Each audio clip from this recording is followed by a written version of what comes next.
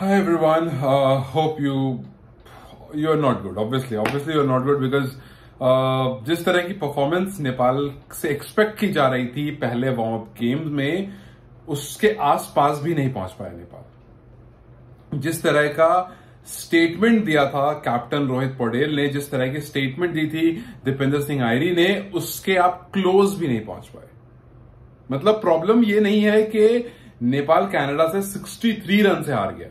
Problem यह है कि जब आपने 123 पर 6 कर दिए थे, कुछ 137 पर 7 कर दिए थे, तो यार ये 183 तक टोटल कैसे चला गया।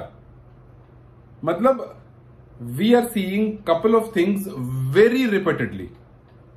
कुछ चीजें लगातार रिपीट हो रही हैं। जैसे आप देखो, वेस्ट इंडीज खेल रही हो, चाहे पीछे आप कोई से मैच उठा लो, लास्ट के कुछ ओवर्स में जिस तरह से नेपाल रन लीक करता है वो लगातार हो रहा है।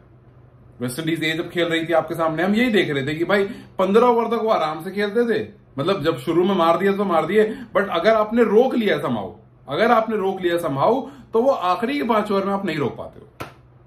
मतलब जब सामने वाली टीम अटैक करने पर आती है, चाहे वो उनका 7th बैटर हो, चाहे 8th बैटर हो, चाहे 9th बैटर हो, जब वो अटैक करने पर आ रहा है, you just have no clue कि इसको आउट कैसे करें। अबे यार आप देखो ना, उसी पिच पर आपने एरन जॉनसन हो गए 10 पर जा रहे हैं, प्रयान पठान को 0 पर किया है, 13 पर आउट हुआ है, 2 पर आउट हुआ है, 3 पर आउट हुआ, आपने आउट करें। लेकिन जैसे ही नीचे वाले पर आप देखो ना, रविंदर आकर के 17 पर 41 करके जा रहे हैं।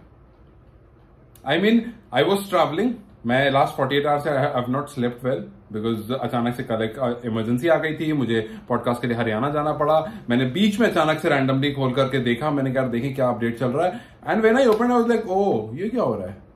फिर आई ट्राइड सर्चिंग कहां पर लाइव आ रहा था, मैच तो देखें, मतलब स्कोर कार्ड देखकर तो दिमाग हिल गया मेरा, बट मैच तो देखें भाई ऐसा क्या चल रहा है। तो मुझे नहीं मिल पाया कहीं पर मैच। फिर मुझे पता चला सोशल मीडिया से, ट्विटर से, कि मैच टेलीकास्ट ही नहीं हो रहा है। अच्छा, टेलीकास्ट से याद आया, नेपाल के फैंस गेट पर जाकर खड़े हैं कि भैया लाइव देखना है, गेट बंद है। मतलब आप सोचो कि, या मैं कहीं ना कहूं तो मैं सोचता हूं कि शायद उनको बेहतरी हुआ यार उन्होंने नहीं देखा। ये वाली डिसअपॉइंटमेंट देखते तो और ज्यादा परेशान हो जाते। वहां से वापस आए, इस बात की उनको डिसअपॉइंटमेंट होगी, लेकिन जब पता चला कि नेपाल ने ऐसा खेला है, तो फिर वो कह रहे होंगे कि भैया चलो ठीक ही है, नहीं के। खैर चलो, दो बात है, सिर्फ 2 पॉइंट है। Nepal did not play very bad, सिर्फ 2 जगह नेपाल प्रॉब्लम क्रिएट कर रहा है। और अगर ये प्रॉब्लम क्रिएट हुई तो जो हम इतने दिन से बात कर रहे हैं, जो मैं और बहुत सारे लोग बात कर रहे हैं, बहुत सारे नेपाल के लोग हैं जो बात कर रहे हैं, और बहुत सारे फैंस हैं जो बात कर रहे हैं, उनका दिल दुख जाता है।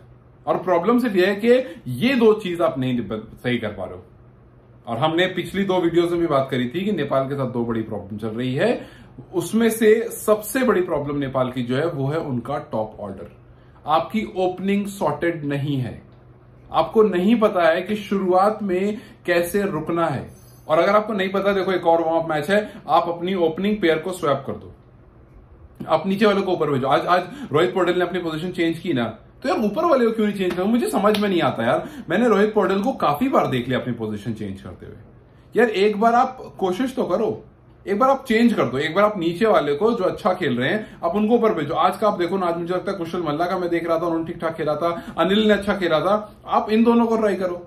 अनिल यार, अनिल को तो कंसीडर नहीं कर रही है टीम, अनिल को तो बैकअप बना करके रखा था, और भैया आपको हर मैच में वही बचा कर दे रहा है।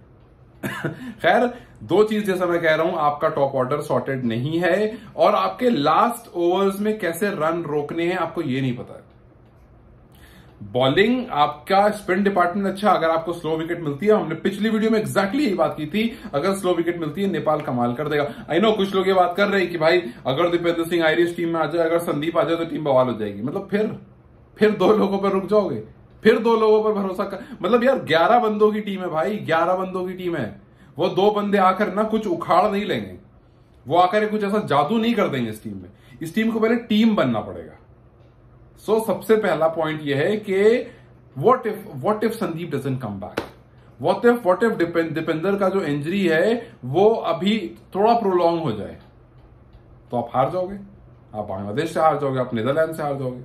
मतलब यूएसए ने बांग्लादेश को हरा दिया और आप उनके सामने आकर के ऐसे कुशल बुर्दल और आसिफ आउट हो जाएंगे। फिर उसके बाद अनिल कोशिश करेंगे, रोहित उनके साथ रहेंगे, वो थोड़ा पुश करेंगे, रन मारने में कोई एक अपनी विकेट गवा देगा, फिर कुशल आएंगे, कुशल आकर के थोड़ा हिट विट लगाएंगे, एक आध टॉपिस लग जाएगा, उनकी विकेट गिर जाएगी और फिर नीचे आने के बाद एक दो गुलशन ने कुछ कर दिया तो कर दिया, सोमपान अगर मार दिया तो ठीक है, 140-50 पर आप बुक हो जाओगे और उसके बाद दूसरा जो बैटिंग करने आएगा वो रन चेस करके चला जाएगा।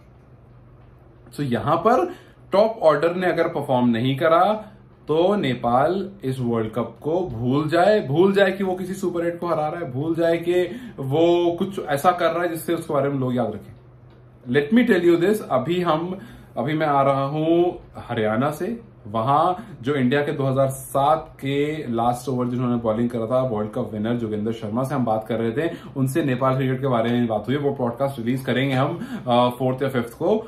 उस टाइम पर आप देखना कि even he was talking about it, Shubhankar sir was talking about it, lot of people are talking about it. और रीजन ये है कि नेपाल की ग्रोथ देख करके लोग काफी खुश हुए थे नेपाल से, और ये डी ग्रोथ हो रहा है यार अब, और ये देख करके कोई खुश नहीं हो रहा है। मतलब लोगों ने, हमने, चाहे यहां रहूं या ऑफिस में रहूं, जब यूएसए ने बांग्लादेश को हराया तो हमने उसके बारे में बात की और हमने कहा कि भैया क्या हो गया बांग्लादेश को, व्हाट्स रॉन्ग। साकिब हैं, मुस्तफिजुर हैं, महमूदुल्लाह हैं, आपके पास पूरी टीम बनी पड़ी है, लेकिन शांतो है, मतलब पूरी टीम आपकी अच्छी स्ट्रॉन्ग टीम रखी हुई है, आप यूएसए से हार गए। चलो एक हार जाते हो, जस्ट अ फ्लूक, एक हार गए फिर हार गए, तो हमने बात करी उस बारे में। बट आप यहां आप ऐसे करोगे तो कैसे चलेगा? आप देखो ना, मैं नीचे वालों को तो ब्लेम ही कर रहा, मैं तो कर ही नहीं रहा हूं। मेरे लिए अनिल, कुशल, रोहित, संदीप, गुलशन, सोमपाल, करण सबने अच्छा खेला है, सबने अच्छा खेला है। भाई आप अपना टॉप ऑर्डर नहीं बनाओगे। एक आध मैच अगर होता तो मैं कहता कि भाई आज कुशल और आसिफ नहीं चले तो आप कोई नहीं चला, तो इसलिए मैं कह रहा हूं नीचे किसी ने खराब नहीं खेला है। भाई आप अगर 183 चेज करने में ऐसी ओपनिंग दोगे, 16 बॉल में 10 रन कुशल कर रहे हैं, 22 में 22 आसिफ कर रहे हैं, दोनों मिलाकर के देखो, एक 100 का स्ट्राइक रेट, 62 का स्ट्राइक रेट। तो पहले अगला जो मैच है, जस्ट बी वेरी कॉन्शियस, क्योंकि यहां नहीं हुआ तो फिर भूल जाओ नेदरलैंड्स का गेम। भाई वो स्ट्रॉन्ग टीम है, कोई मजाक नहीं है। सो पहला your top order needs to be sorted, और दूसरा कि जब आपने कनाडा की विकेट गिरा दी थी भैया, जब आप 123 पर 6 थे, 135 पर 7 थे, तो वो 183 कैसे पहुंच गया यार? मतलब मैं मैच देख नहीं रहा था, बट जितना देख रहा था उससे समझ में आ रहा था कि आप अगर अपने बॉलिंग ऑर्डर की तरफ देखोगे तो आपको एक इंसान दिखेगा, सागर धाकल, 4 ओवर 22 रन 1 विकेट, कोई नहीं दिखेगा उसके अलावा। आपको दिखेगा 9 का इकोनॉमी, 13, 10, 11, आपको ऐसे इकोनॉमीज दिखेंगे। आपको एक सागर ठाकर दिखेंगे जिन्होंने 4 ओवर 22 रन देके विकेट लिए, और नहीं तो उसका गुलशन झा दिखेंगे 4 पर 31 1 विकेट 7.5 के इकोनॉमी। यहां तक एक्सेप्टेबल था। तो आपके जो लास्ट में बॉलर्स आते हैं उनसे रन नहीं रुक रहे हैं, और जो आपके ओपन बैटर आते हैं वो आपको रन नहीं मार रहे हैं। तो शुरुआत वाले रन मार नहीं रहे, लास्ट वाले रन रोक नहीं रहे। तो बीच वाली कब तक क्रिकेट खेलोगे? बॉलर है तो भाई बीच में बचा लो, और बैट्समैन है तो भाई बीच में बचा लो। तो इस तरह से देखो नहीं हो पाएगा। अगर नेपाल को यहां से आगे करना है, कुछ यहां से इंप्रूव करना है, यहां से अपनी वीकनेस पर काम करना है, तो ये 2 वीकनेस इस पर काम करना जरूरी है। वरना जितनी हम बड़ी बड़ी बात कर रहे थे, और जितना अचानक से जब खोलता हूं ना और देखता अरे यार ये क्या हो गया, ये जो इमोशन होता है ना, ये बस वहीं दब करके रह जाएगा। तो चलो लेट्स होप।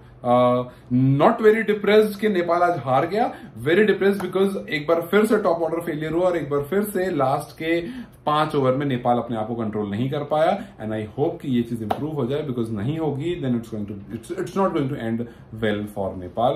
बट फिलहाल के लिए बस इतना ही। Just take care and hope for the best.